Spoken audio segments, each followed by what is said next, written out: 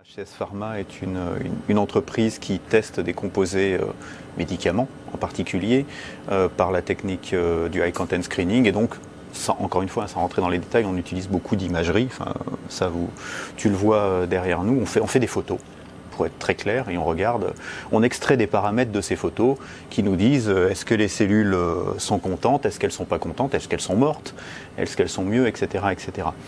Ce qu'on sait aujourd'hui, et ça c'est pas une découverte non plus, c'est que nous, en tant qu'être humain, on n'est pas en 2 dimensions, on est plutôt en 3 dimensions. Et que donc, pour tester des composés médicaments, le plus logique, ce serait de travailler sur des reconstructions en 3 dimensions. En tout cas, il faut que nos cellules, là, elles ne soient pas au fond d'un puits, collées contre une surface, mais elles soient en 3 dimensions. Pour ça, il y a plusieurs étapes à la chaîne. C'est ce sur quoi on travaille nous. Il y a d'abord préparer des milieux en 3 dimensions, ce qui n'est pas si évident que ça. Il y a des travaux de recherche, il y a des choses comme ça, mais nous on est sur du haut débit de test, donc c'est pas si simple que ça de préparer des milieux en 3 dimensions et de trouver les bonnes formules. Donc il y a cet aspect ingénierie, on va dire, préparer les bons gels, les choses.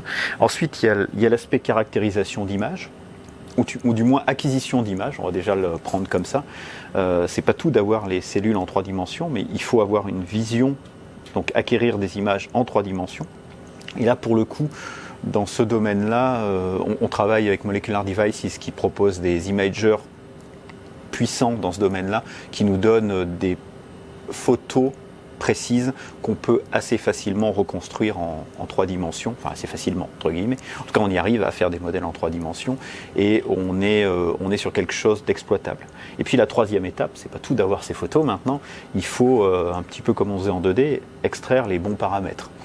Extraire des choses basiques, hein. Où sont des cellules en 3 dimensions, où est le centre, quelle est la taille de la cellule, est-ce que entre un échantillon ou un autre, les cellules ont en moyenne grossi, rapetissé, est-ce qu'elles sont mortes, comme ce qu'on disait tout à l'heure.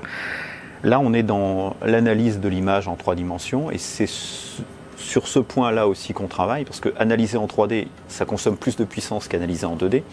Les algorithmes ne sont pas tout à fait les mêmes, et on a optimisé cette démarche-là pour avoir des résultats qui soient compatibles, encore une fois, avec le haut débit et avec le rythme de production d'une plateforme comme on a derrière moi.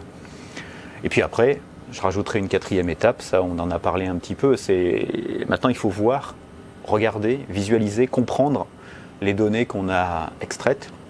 Et c'est là où on fait le lien avec toute la partie visualisation, réalité virtuelle, réalité augmentée, technologie immersive, c'est pouvoir rendre ces images en 3D, pouvoir les rendre le plus naturellement possible, accessibles aux gens qui doivent faire des interprétations. C'est pas simple de voir une image en 3D sur un écran comme ça. Même si on fait de la modélisation et de l'animation, ce serait plus simple de voir l'image en 3D posée ici, de voir mon sphéroïde de cellules ici et de pouvoir, rêvons, aller manipuler directement dedans et voir les choses. Ça, de la réalité virtuelle ou de la réalité augmentée, le permettent aujourd'hui. À petite échelle, on va dire, pour aller à grande échelle, il faut qu'on travaille plus sur l'intégration, enfin le pipeline global. Mais l'objectif pour nous, c'est d'aller vers ces visualisations-là pour, encore une fois, juste pour aider à comprendre qu'est-ce qu'on extrait et quelle est la signification biologique des paramètres qu'on extrait.